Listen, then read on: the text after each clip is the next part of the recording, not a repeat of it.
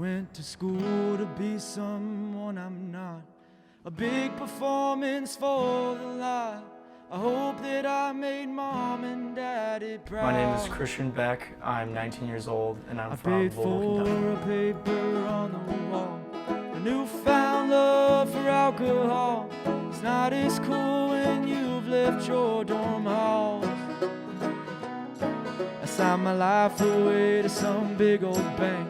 My identity is a nameplate. Working through these papers to get paid. My co-workers don't know my name. If I died, would I even cross their brains? Would they replace my ass the next day? So the first song that I ever released and recorded was a song that I had written with my roommate Kieran last fall, and it's called Suit and Tie. I think it was a song that I wrote sort of about being at school for the first time and being in education that's very career oriented and kind of thinking what I want to do and knowing that I'll always be happy if I follow my passions, that no matter what I end up doing, as long as I'm doing something that I feel like is having an impact, like I'll be able to die a happy man.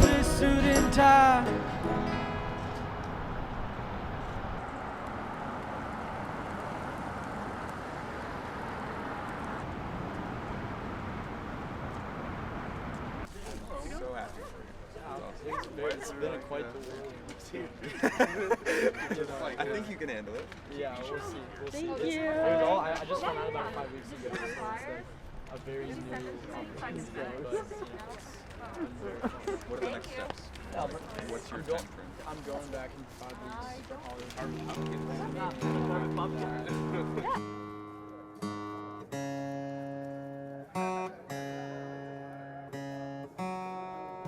Turn up really quick. Those of you who don't know us, we go by the Stripers. We're missing one member right now, our guitar player.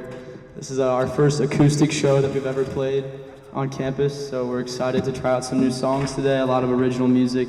This next song is it's an original tune, and it's called Fool for Heart.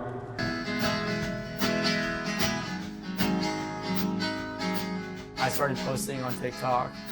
I started shooting a lot of videos on the desk in my dorm room, playing original songs. That's when I had my first video, gained some traction, and so I posted a clip of my song Suit and Tie. It jumped up to about 10,000 views overnight and a few hundred comments, and I was so blown away. And so that really, just like that moment, like put a fire under me, and I was like, I need to keep going for this. And so I kept posting every day, sometimes twice a day, and writing a lot. Since March, I've grown to about almost 7,000 followers.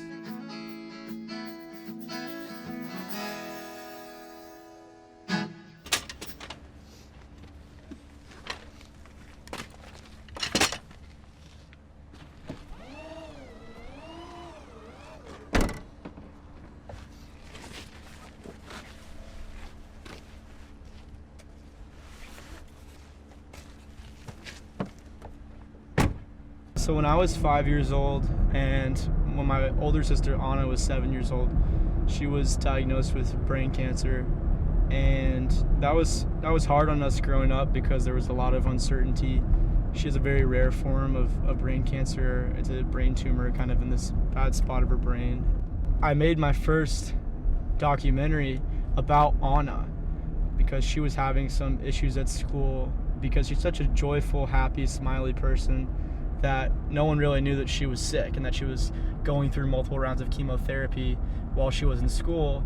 And so I made a film that told her story in its entirety and culminated all the perspectives of our family members and our friends and her teachers growing up as a kid. And when we played that film at her high school, it really transformed her peers and her experience. And the empathy that that film was able to create for my sister was something that really changed my whole perspective on film. So I'm majoring in film and media studies, and I'm also on the pre-medical track. I think the one thing that really ties in film and music and medicine for me is the storytelling component of it. It's always made sense to me because a lot of the earliest film work that I ever did was with pediatric cancer patients and in the hospital, kind of telling their stories. And so I have a passion for film in addition to being in that hospital environment and working with the patients.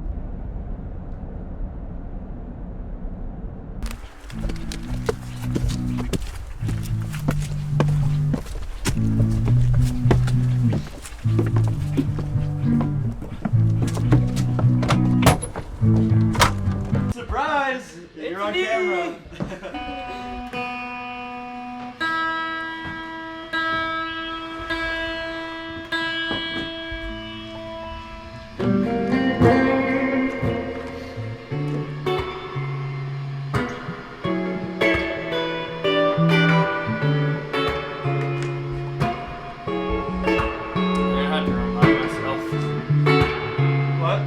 I'm gonna have to remind myself this song. I'm gonna have to remind myself like all the songs. Yeah, me too. Alright, so we're practicing right now. We're playing a show on Saturday at TDX, and we're really excited. We're trying to make it our best show that we can because it's our last show of the term as a band. And I'm gonna be gone next winter, so we're really trying to make it a good show.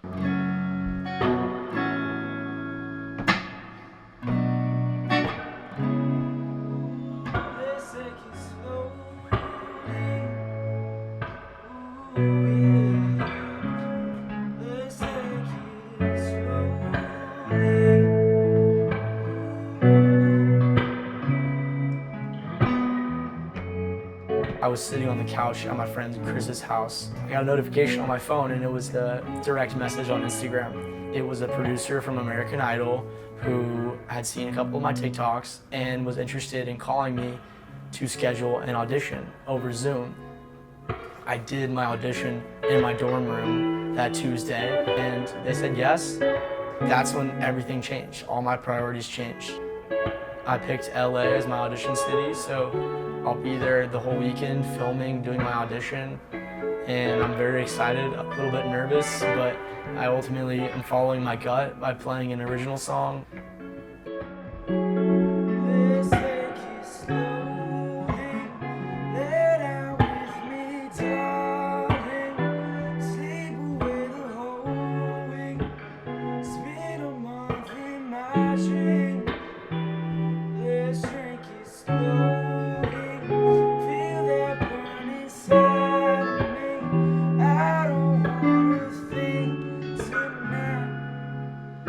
Can I hold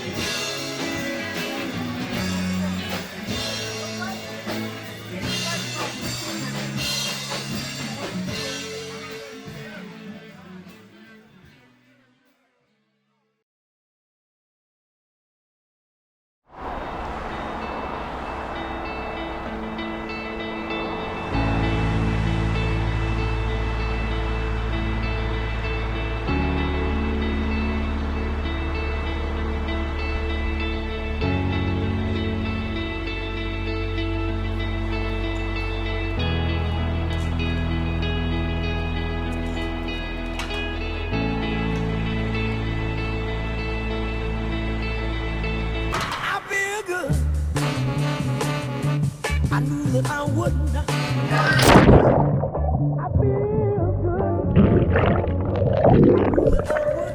When everybody asks me, what is water volleyball all about? I tell them it's about hitting beach balls back and forth and trying not to drown at the same time.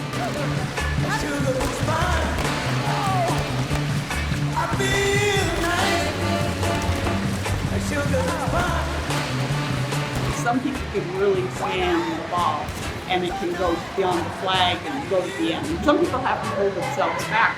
Not me, but there is no way I can tread water for an hour. And one of the women, she said, tread water, we wear flotation belts. And I said, you're kidding me. As soon as I knew I didn't have to keep myself from sinking, I was in. It's fun and you forget your exercise. It's play for adults, and the group makes it an enormous amount of fun. You know you're going to come and laugh. So if you can laugh, you get rid of a lot of stress. And you listen to other people's problems, and I think that's always helpful. You invent your own.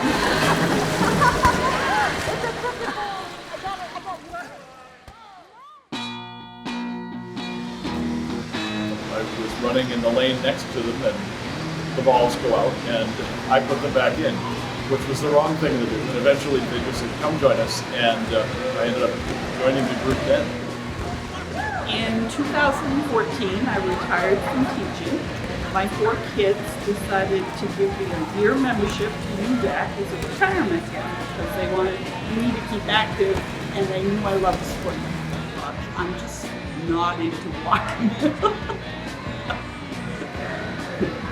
So swimming is my go-to.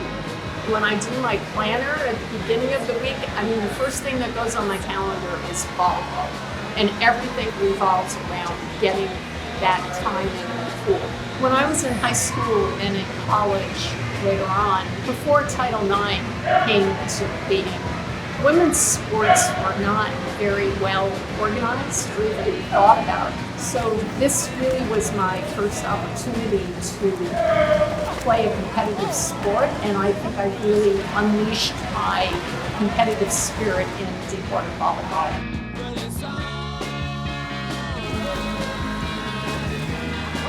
It's not just the physical exercise being in the pool, but it's also the friendships, seeing people. It's one of my most important social outlets. You know, having worked in a job for a dozen years where I had a huge social network, water volleyball for me provided that outlet, that new set of friends. For people I may not have ever met. The camaraderie here when you come is just magnetic. I mean, it's just a very accepting community of women. And when we get a few guys in, we're very accepting of them. We like you to come play with us. I'm the only guy currently that's regularly here. My sisters live across the country, so it's nice to have 20-something sisters that I get to play volleyball with.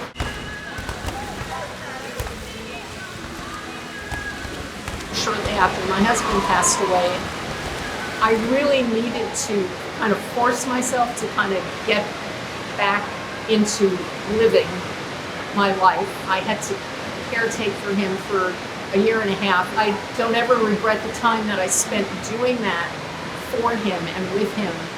But after he passed away, I really felt kind of floundering for a while. My daughter suggested to me, she said, Mom, you really should check out the aquatic center.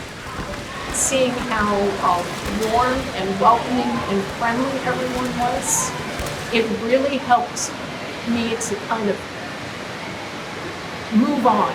I think it was really part of my grieving process, was finding an outlet. And this has just been the most fabulous outlet I could have found.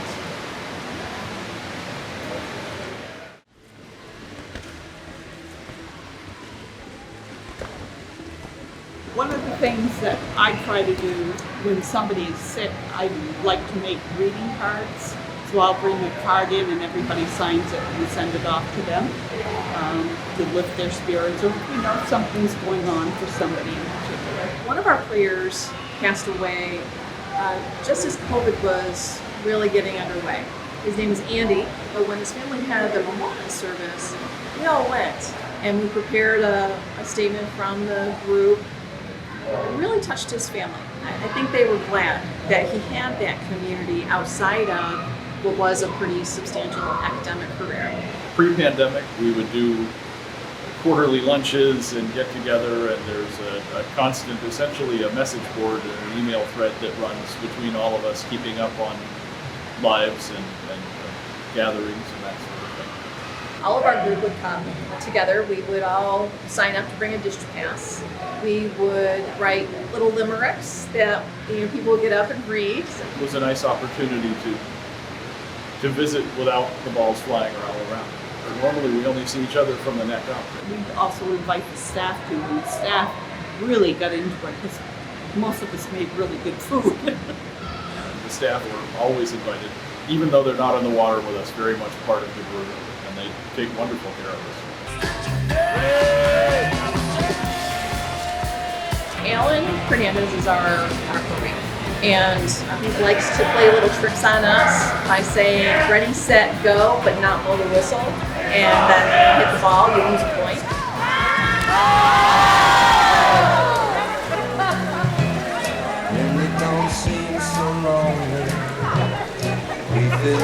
So sometimes we pay him back. And when I heard runs off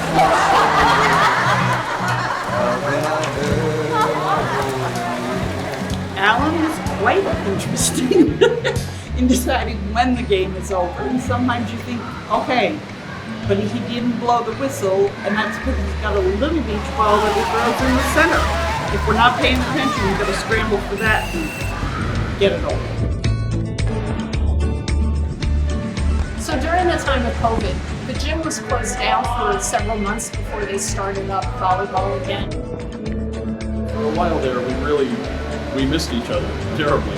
With having all of these connections being just severed so quickly, I'm not ashamed to say that I reached out for some mental health counseling during that period of time because I just needed somehow to connect with others.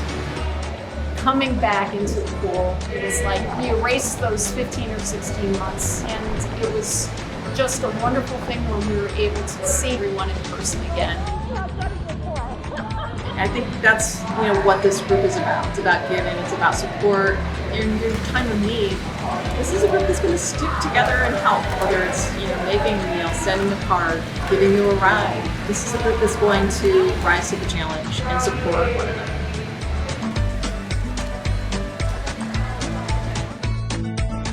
You should talk about the COVID ball. Talk about the COVID ball. Oh, talk about the COVID ball. And the spikes. I think of it as like a medieval torture device. Right, like right on a flail. Yeah, you flail it. It was attached with a chain.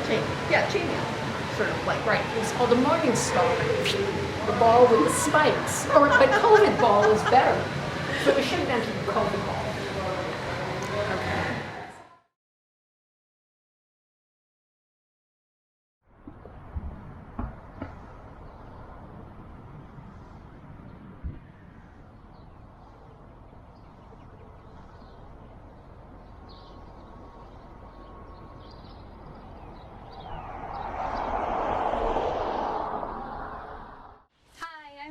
We're here in Manchester at the IINE's Manchester office. I am the skills training teacher, so I teach the LNA program here in Manchester.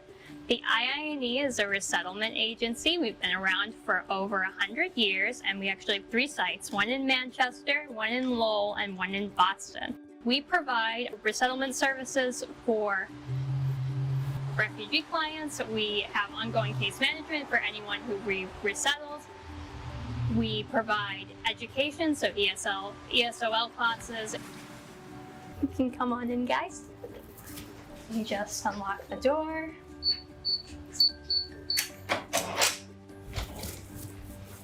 This is where, before COVID, we would show student work. So this isn't of my class specifically, but this is like stuff that the beginner and intermediate classes would do.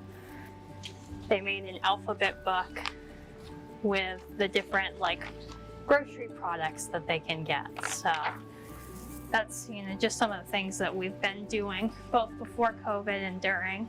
We've had some refugees come that, you know, they're literacy students, so they don't even know how to write in their own language. They maybe never got the education, never got the opportunity to, you know, so teaching them things like how to write your address, how to fill out forms, how to, you know, answer some basic questions in English and things like that, that's huge.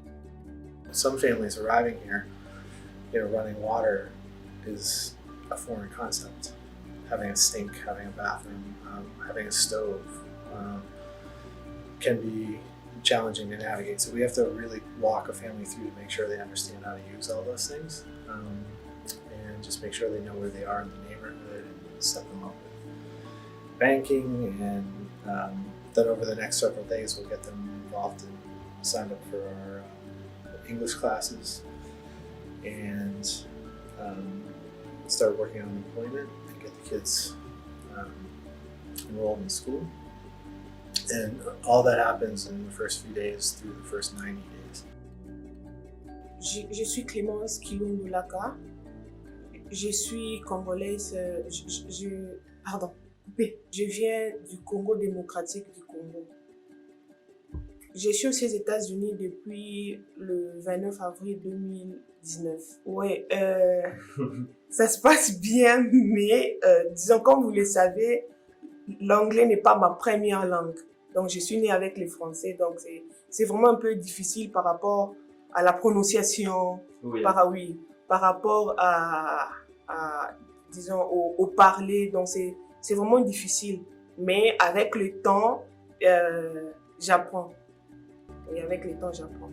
ESL can be a barrier. We're not very multilingual here, especially if you settle in somewhere like New Hampshire. So ESL can be a huge barrier to getting, you know, jobs, getting, you know, furthering your place in the community. Disons, lorsque j'étais en Afrique, précisément au Congo, j'ai travaillé avec des personnes âgées et puis les personnes handicapées. Ici, puisque c'était mon travail de tous les jours, je peux faire pour continuer avec le travail que je faisais en Afrique. Et puis, il m'a dit, premièrement, je dois d'abord commencer avec le IINE et puis... We always tell the students, it doesn't matter how old you are. If you're interested in the job, we'll either help you apply for the job or specifically for LNA, if you're willing to do the work and able to do the work, you're welcome to join the program.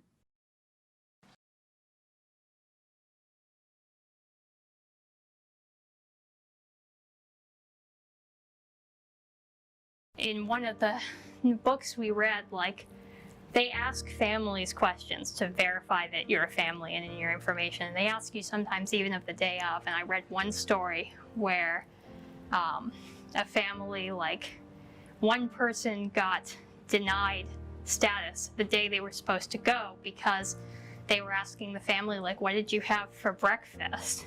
You know, so to make sure they all ate together and are, you know, a family. And one child answered incorrectly. It's ridiculous, but that's what they do for national security. So it's very hard to get in here in the first place. And I think that's a misconception that many people have, that it's just easy to get here, and it's not. You can't just walk up and say, I'm a refugee, let me in. It's a long, complicated process. I've only been here since May, but in that time I've seen you know, a bunch of families come. And typically, you know, they've been on an airplane for 24 hours, 22 hours. They get here, they're exhausted. And the one case I'm thinking of, the apartment wasn't ready yet. So, you know, we came straight from the airport. The landlords were still inside, hammering away and fixing things. And this poor family was exhausted. So kids were cranky, you know, they're starving, they haven't eaten anything. And within moments, though, the kids were outside and we're like, well, oh, they're all playing with kids in the neighborhood. They don't speak a word of English, but a ball is a ball, you know? And so it was really cool to see that, you know, the kids didn't care and they just started playing, and it was really neat. Congo.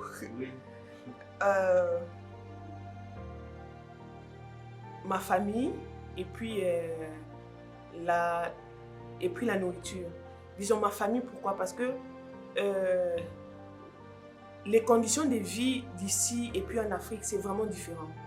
Ici, chacun vit, disons, dans son coin. Et puis, ici, il n'y a pas vraiment, on dit quoi?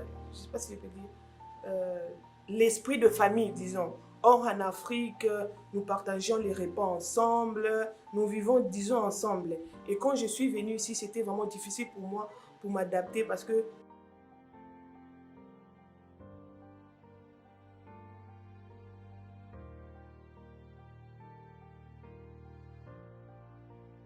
we just got a bunch of donations for our Afghan clients and some winter coats for all of our clients. I believe we're getting 75 individuals here in Manchester. We're going to give them the same services we would give to other refugees. So case management, and they're definitely going to be in our ESL classes. And obviously we've got donations for home setups. You know, I think in terms of helping refugees in general, it's just take the time to, you know, kind of learn a little bit about where they're coming from. You know, get involved in the community. There's lots of ways to connect. Our education programs rely a lot on having volunteers come, and with COVID, they help out in the breakout rooms in the Zoom classes because that allows the teacher to have someone who speaks English to keep various groups on task, but breaks it up in smaller groups so that they can actually learn more.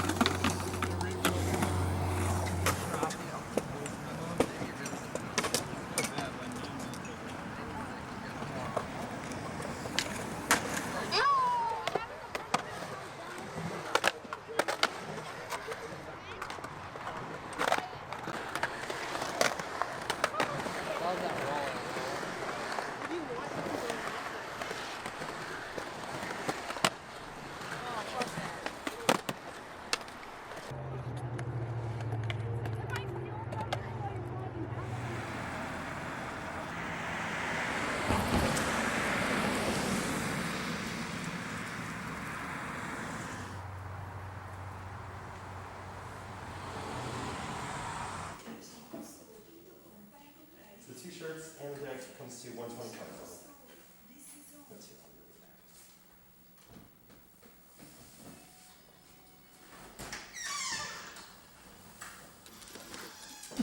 Check, 1, 2. My name's Dan. Yeah. We're sitting in my skate shop. It's such a blessing. Like, I mean, I stand here, you know, in my own skate shop. So, that's good.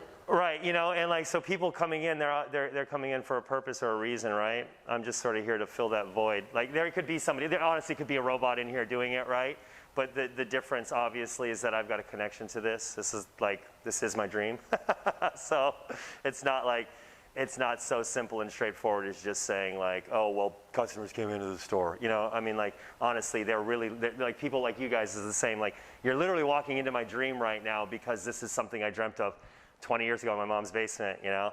Hence the name, Basement Skate Shop, you know? And it's like my best friend and I looked at each other and said, that's gonna be it, like, you know, 16-year-old kids do. Like, Basement Skate Shop, because it's the coolest name. And of course, we're like, you gotta put an 8 in there, because you can't spell it out.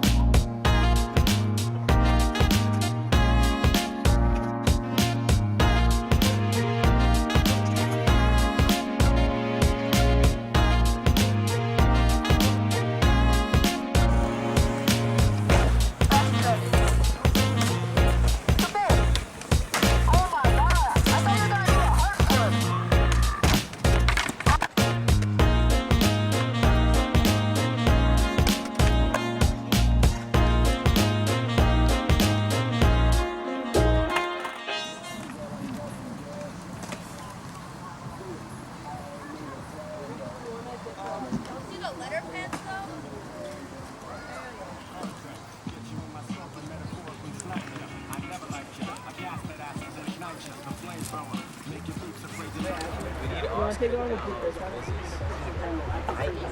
the Dominican skating podcast. For real? I did. Yeah.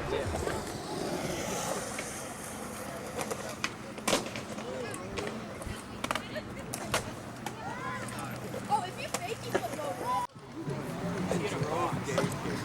Are you in a box? What game gonna do? I'll figure out that. Oh, this guy started Goon Crew, it's his shit. So, alright, Goon Crew is just like, it's just like, we're just homies, you know, we're like a bunch of goons, and it's just like a crew of us, like, these are the boys, you know, we're the goons. There's nothing really to it. He said we're the Goon Crew. It was like, kind of just like a brainchild for a while, and then it became a thing, like last year when I started like making clothes for it. It's kind of just been me and M, and then everyone kind of came along the way, but. We were filming a video for a while. Oh yeah, we're working on a video. Working on the Goon Crew video. Yeah, full length, coming soon. Have you guys been skateboarding?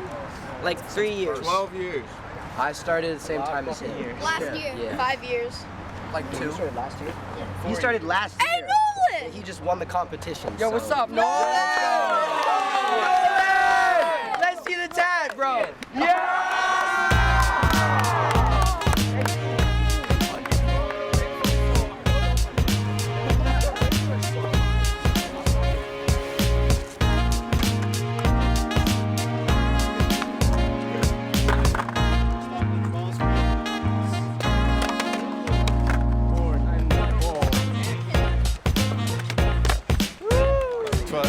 I met you in like my first few months of skating, and I was terrified of you. It's sick to see, because I'm from like a town over. So like watching this shit sprout up has been sick as fuck. Dude, it's sick. You need to bring Like this shit was not a thing when I was growing up. There's probably like 7 of us that skated, and now like these kids are putting some shit together. It's tight as fuck. It's some good shit, you know? Like, this is family right here. You're looking at kids that are gonna like, they're gonna stay together for life. Why would I do another sport that doesn't support each other? Exactly. Yep.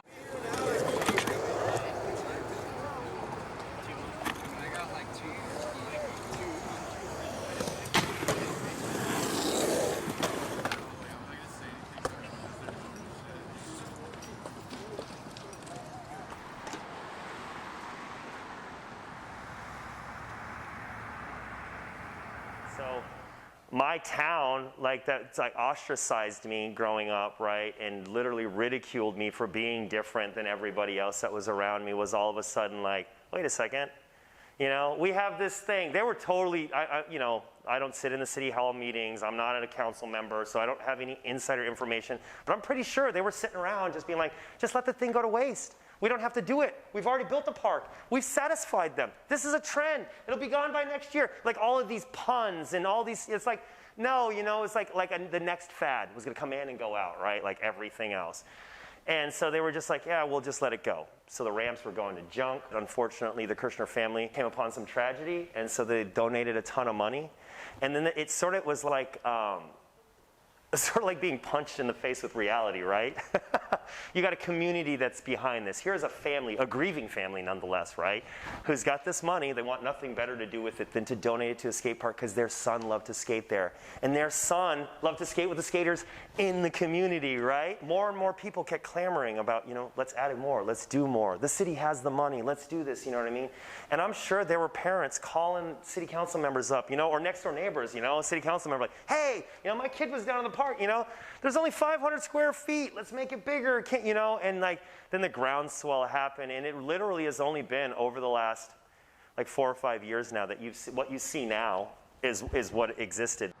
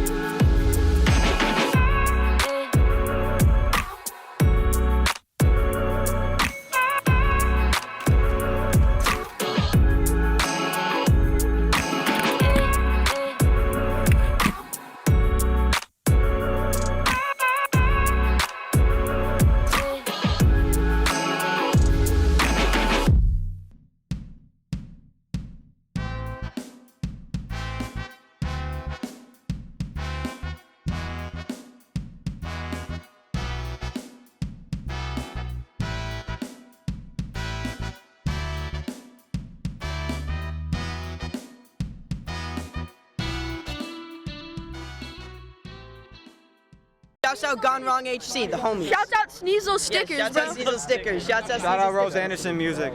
Yeah, that too. Shouts out to Oslo. Shouts out Oslo. The Goon Crew Dog. The number one. Shouts out Star Wars. Shouts out to all the moms, like every mom, bro. Yeah, every mom, every show. I heart hot moms, bro. Always. What about the ugly ones? And the ugly ones. Yeah, and the other ones. They serve a purpose too. Yeah, bro.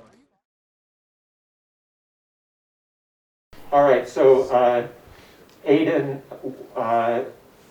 wrote the proposal for New Home, New Hampshire, and worked with Samantha and Hudson on the documentary. So again, if you want to tell us about how it was sort of on paper originally, and what was the process of translating that into images and sounds. Yeah, so I first found out about the refugee organization from a friend who had mentioned, so she knew an actress who had immigrated to the United States, grown up in Manchester, was helped by this program, IINE. And so I did some more research into the program. I had no idea that, you know, refugees were being resettled about 45 to an hour away from Dartmouth. And so first, that shocked me at first.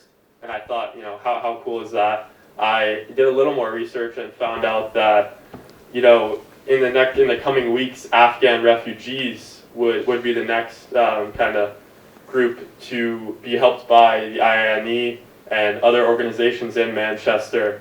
And at that point, you know, I thought how timely this would make for, you know, a compelling story, and hopefully by you know, working with the organization and some of its participants, beneficiaries, and staff, we could hopefully, you know, get them support as well as these new refugees came, the existing refugees as well, you know, through donations and general awareness of the program and of the refugees coming to New Hampshire. Okay, and Amélie, the director of the Deep Water family, was actually already an experienced water volleyball player, is that correct? And so tell us about how that came about and the proposal. Yeah, I had gone one Thanksgiving to swim at the aquatic center, and the water volleyball team was short a few people, and so I ended up joining, and I just had so much fun. When I was thinking back about my proposal, I was like, what can I, you know, make a documentary about? And I remembered playing with them, and I thought, how cool would it be to make a documentary about this, you know, bond I felt on this team. And so we went out there, and we didn't know anything. We were a little nervous to pitch our proposal because I had proposed it, and we didn't know if we were even going to be able to film at the location or not. So, but we were met with open arms, and that first day that we were there, we got in and played with them, all three of us, Megan and Aritrika, and that's how we got in and established a repertoire with players. I didn't know that. That's great. That's a great way to get into the subject. Yeah. Okay, so Kristin proposed the documentary about Christian, the musician, and worked with Breno and Irene on that. And so can you tell us about the proposal and then how it changed as you were shooting? Yeah, so Christian is a great friend who I actually lived with last winter with a group of our friends, and he has an amazing story, and I feel like I've really seen him grow as an artist in the last year. And he also is part of this campus band called the Stripers, and the shows are always just so energetic and fun, and I thought, you know, this is a really cool topic, you know, and it's close by in proximity, and yeah, so I chose it, and as we were working on it, we were thinking of all the ways we could tell Christian's story, but I feel like it developed into more of an observational film as it went on, just because watching them play is so much fun and so magical every time. So, yeah. Great. Okay, I'm going to walk around with the microphone, and if anyone has a question, we'll be able to hear you speaking through the mic. Here we have a courageous gentleman. Thank you. Excuse me. I was very interested in the film about the refugee settlement center in Manchester. And it occurs to me that it's a film that should be shown widely in this area. Are you able to enter into contact with any local churches or civic organizations for the dissemination and the projection of that film on a fairly wide basis within the state of New Hampshire and perhaps even within the state of Vermont? Yeah, I mean, I think that's a great idea to spread the, the information that hopefully the documentary conveyed about what's going on in Manchester and over the next couple weeks and months. I think that the first step with that would be working with the IINE just for privacy reasons and to see what what avenues would best help them. And I'm sure that there's definitely room for that to hopefully get some more resources to Manchester. Thank you. And Aritrika, how did you all end up getting the camera wet? Those cameras belong to our department. We had two cameras. We had one that we were filming just around the center, and then we had Megan jump into the pool on day 2 with a GoPro. Yeah, sure. It was a GoPro Hero 7, I think, and it was waterproof, so I just swam around and just had the little camera just holding around and getting some cool shots of that. Yeah, that is a great introduction to the film when the camera sort of sprints towards the pool and very unexpectedly jumps in. I have a question for the first group. I also absolutely love the documentary, and 10 minutes is pretty short, so I wonder, so you actually have more than 10 minutes of story to tell, so I wonder how you prioritize what to put into the documentary and also how you pace the documentary. First group, about Christian. Oh, okay, yeah.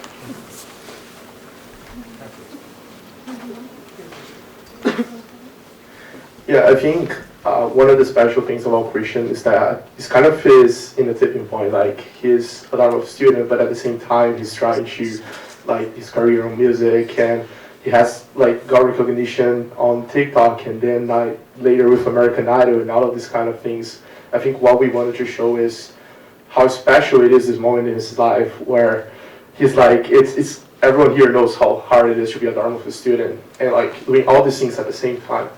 And also the story about his sister and all the motivations behind going to music for him is really special, and how peculiar it is to follow music at the same time being a film student in the pre-med track.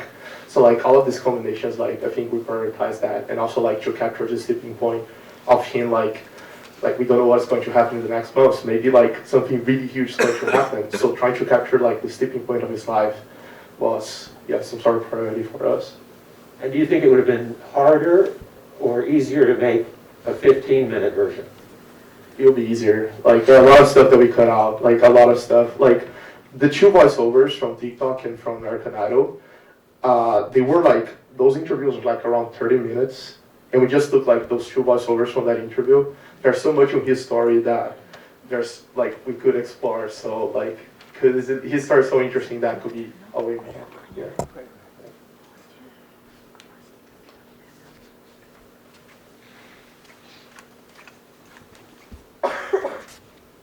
I just had a question about the structure of the class. So how much time did you dedicate to filming itself, and then how much was dedicated to editing? And I guess even before filming, I guess you still had things that you had to learn. So I was just curious about that. Anyone could answer that.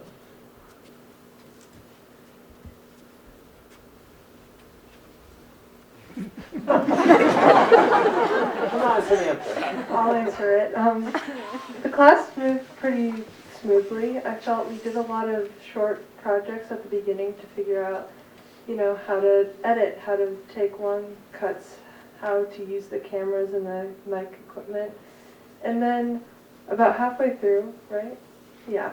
Halfway through we started to work on our projects. Before then, everyone pitched their own ideas, which I really liked because you got to do research about the area, especially if you're not from New Hampshire. It broadened your understanding of what's going on in Hanover and outside of Hanover. And then, yeah, then we just sort of dedicated time to watching films, understanding how people have made films in the past, what styles of documentary we could try to model and recreate with our films. And then, we spent time outside of class filming and editing, and sometimes in class editing.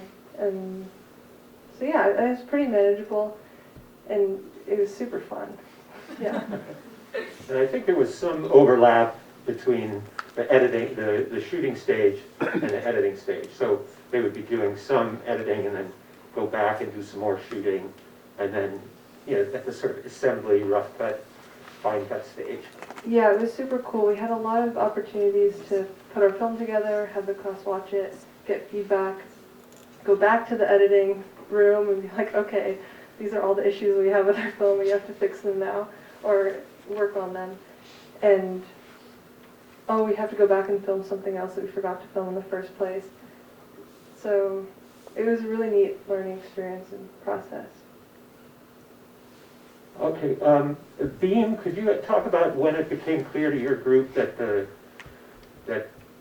was this tremendous sense of camaraderie and community among the boarders?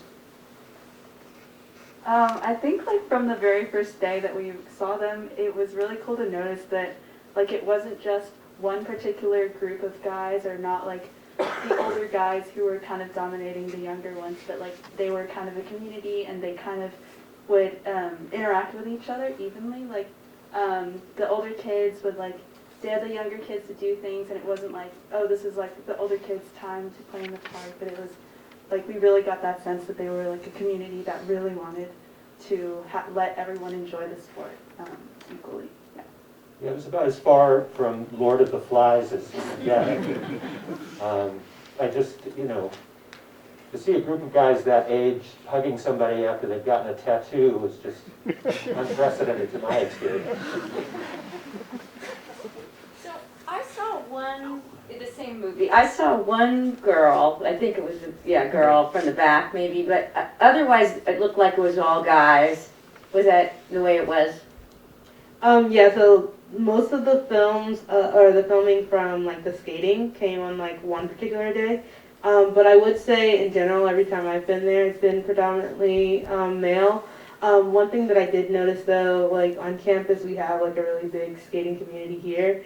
And so actually the girl that was in that last shot, she is from Dartmouth actually, and I just filmed her one of my preliminary days just doing research. And yeah, but I think it's really interesting that me as a woman and a skater, seeing the increase in more women skating. And so hopefully I think that will one day come through and also become a truth and a reality here in Hanover and West Leb, etc. Thanks.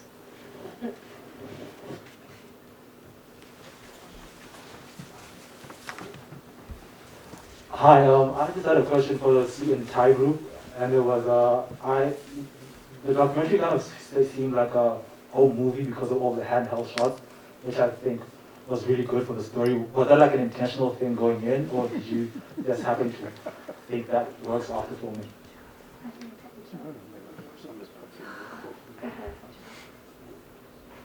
Yeah. Yeah, I was thinking that. That was actually not intentional. Because we realized that the tripod was too heavy to carry around. So we decided to use our hands. And it turned out pretty good. Yeah. That's a really good question. Didn't you use multiple cameras also?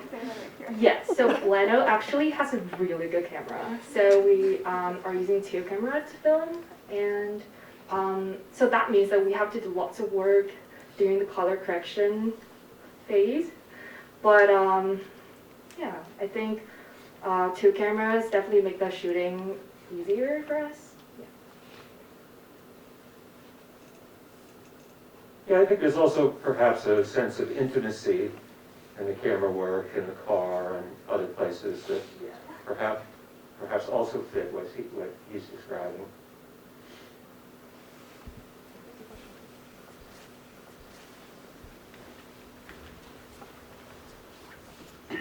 Thank you all for sharing this work. I was wondering if you have any references of films that were on your mind when you made these, and just curious to know. I feel like, I don't know, the skate film, for example, had so much, it had such a style to it, and in the graphics, and also this like digital effect that you put in that. I'm curious how you...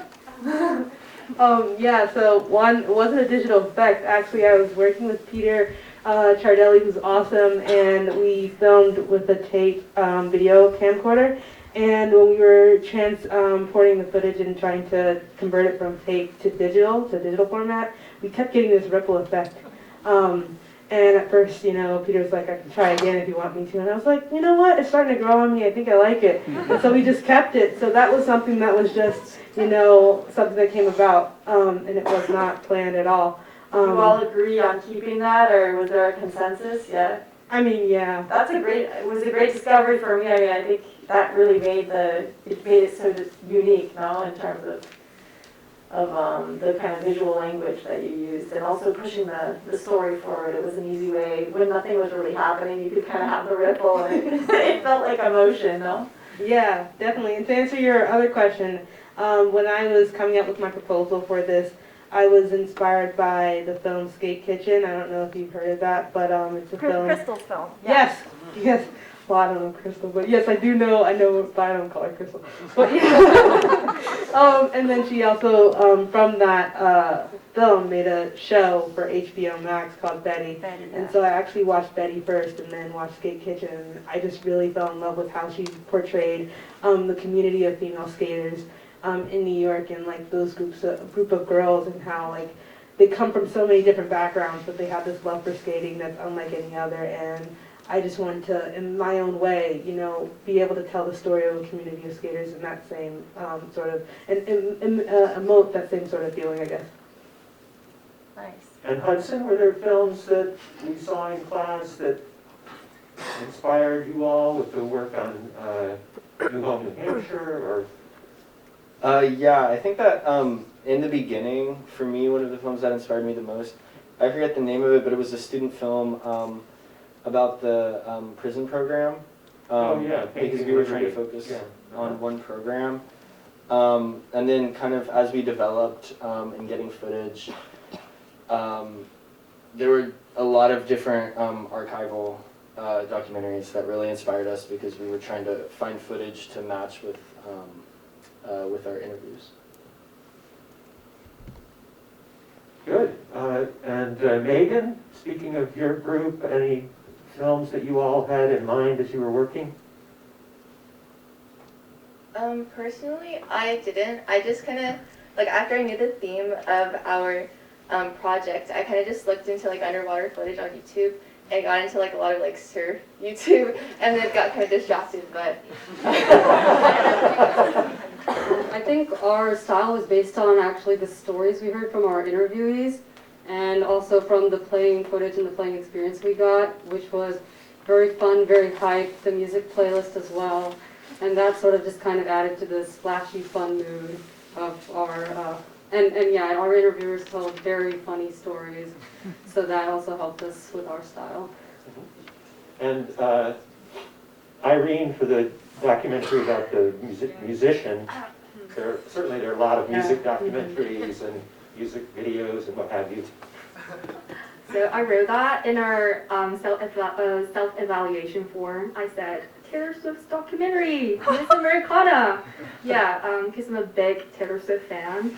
So I think that documentary actually inspired me a lot, because the director, she actually used lots of the concert footage and the interviews with Taylor, and also like archival footage and like very intimate shots to make this like very detailed and a very meaningful documentary. So I think because Christian is such like, there's like so many things to talk about, and Christian, like his music and his life story and his songwriting process. So I think the Taylor documentary actually helped us to organize our materials and to tell a better story. Well, one of the nice things about Suit and Tie is that Christian was alive at the end of the film.